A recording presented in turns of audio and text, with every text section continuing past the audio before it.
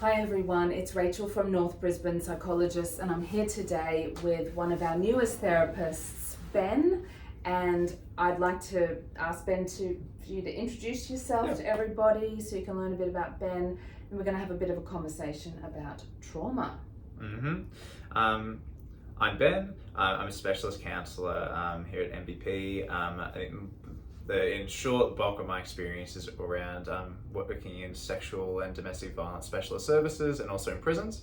I've got experience around the Gottman Method and couples counselling. I work across both Lutwyche and Aspley afternoons, Friday, Saturday, Sundays.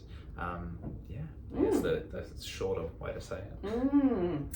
And Ben has a lovely, affable personality. I'm just going to move this one. It's a very live action video back a bit.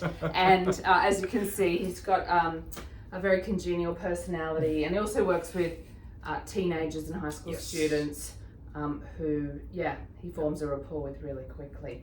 So that's a bit about Ben. And Ben, as he said, has worked a lot in services where the clientele often have a lot of trauma. Yes, that is very, very much correct. Yeah, so you've got a lot of experience with people who've experienced trauma. I wonder if you could say a bit about what is trauma and what is it not?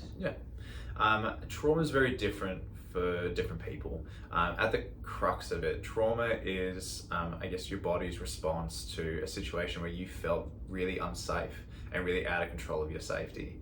And it's your body's response to that of trying to make sure you are safe and kind of clock what looks like that situation might happen again, whether it realistically will or won't. And that's kind of how triggers come up around whether it's certain sounds or smells or things like that. And it doesn't always make sense to people about what's happening in their own body, but it's really just the body's response to trying to keep you safe after a time where you very much did not feel that. So if it's your body trying to help you survive it or keep you safe, anything just trying to keep you safe can't be bad per se, even though it feels bad. It's 100%. Not bad. It's a survival response. It serves a function. I think that's the real pathway towards healing as well, is understanding that and understanding how your body is trying to keep you safe. And then just kind of picking and choosing what of those things serve your needs now. Obviously trauma can happen in childhood, it can happen at work, and just happen in your life in adulthood at any time. If it was something we had control over, people wouldn't be traumatized, they'd avoid those situations. But it's just about understanding sometimes about, what is it that can help make you feel safe, and that's the real kind of pathway to healing in a nutshell of how do you get more control over your feelings of safety. So Ben, what sorts of things do you do with your clients when, say, they're getting triggered by certain things that are reminders, or they're having nightmares, some of these, and flashbacks, some of these common symptoms we see with trauma? I think that the main two things that I do, especially at the start, is a lot of conversations around soothing, but also a lot of just kind of name it to tame it. Naming trauma triggers, what they are, why they're happening, and just having that information means they're less likely to happen at all. It's reassuring for your brain. Your brain works off evidence, and just saying it out loud with another person and getting that validation can just mean a lot. And the soothing part of it is just making sure you're okay in a time when you're not, in a time where you're feeling unsafe, and everybody has the power and control to support their own feelings of safety, even in situations where that is really, really hard.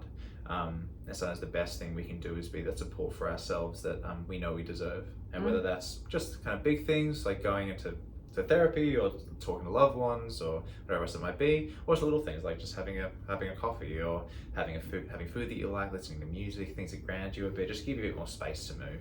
And sending that message back to yourself that you are safe, because of course our brains work by association. 100%, yeah. And that's really kind of what that background process is. Your brain doesn't really work in half measures. It's all or nothing sometimes. Well, if you think about it, like if our ancient ancestors almost died in some part of the forest, then if they think they're back in that same part of the forest, they're going to have a fear response. 100%, yeah. Is it the wind in the bushes, or is it a tiger in the bushes? And your brain's going to just respond in the most extreme way to make sure that if it is a tiger and you are unsafe, that you are 100% going to be okay. And sometimes it's just about taking that time to convince your own brain that I actually am okay and I am in control now. Which I think is really something that's really common with childhood trauma as well, is that when children have such different levels of control over their safety compared to adults, and what kind of kept you safe as a child was very, very different to what keeps you safe as an adult. It's just reassuring yourself. And learning new ways, because Yes. what sort of kind of worked back then may not work for you now. 100%, yeah.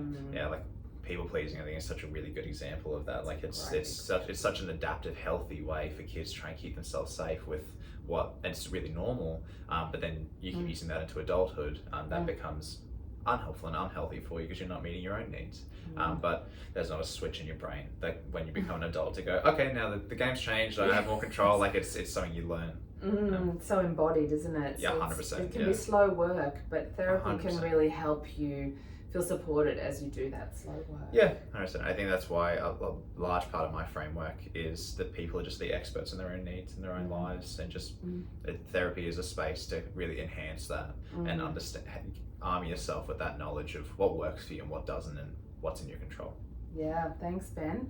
Yeah, my sense of Ben already is that he's very humanistic therapist. Read well, yeah. And as you can see, sort of speaks freely and develops a connection with people very quickly. So if you or someone you know is looking for a warm and intelligent therapist, come see Ben. You can see Ben on the weekends, and he also does video and telehealth sessions. I do, yeah. As well, yeah? Yeah. Okay, well, thanks so much, Ben. Thank you, and I look forward to meeting you potentially. Okay, till next time. Bye for now.